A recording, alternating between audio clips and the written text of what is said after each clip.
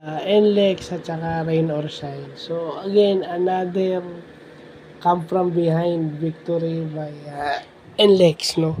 Dalawang laro na nakikita natin ng NLEX ay humabol, no?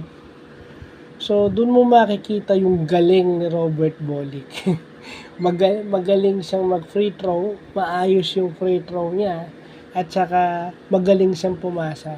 Yun na nga sasabihin natin kasi nagtatanong sumisenya si Mamu si Gian Mamuya kung fa-foul siya o hindi.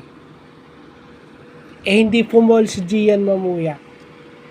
So kung penalty yun, mag-free throw si Bolick, malakas ang chance pumasok. So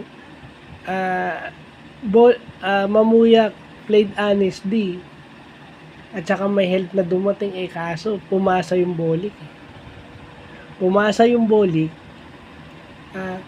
Naiwan ng libre itong si JB Bahia.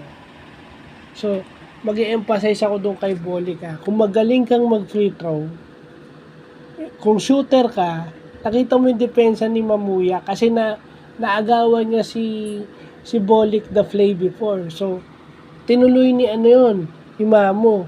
Yun yung skill ng mga defensive player. Pag okay, shooter ka, didikitan ka. Pero dahil magaling mag-free throw itong si Bolick, hindi siya pina-foul. Kasi yung ibang players, pa-foul na lang yun sending you to the free throw line. Kung mababa yung percentage mo, chances are hindi mo maipapasok yung dalawang free throw na yun.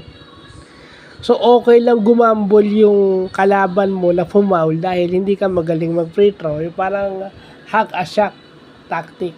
Papauling ka lang para lang okay lang mag-foul sila dahil hindi naman pasok yung free throw mo mababa naman yung percentage mo, susugal ka. So again, dalawang beses na nakita natin na yung ipinanalo ni Bolick, hindi siya necessarily yung tumira. Na ipanalo ng NLEX yung laro dahil sa mga pasa ni Robert Bolick. So ibig sabihin na ipapanalo ng isang player yung game hindi lang sa tira niya, sa pasa din.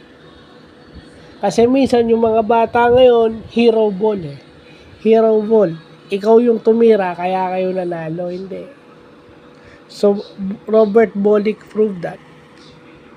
So, yun lang pa.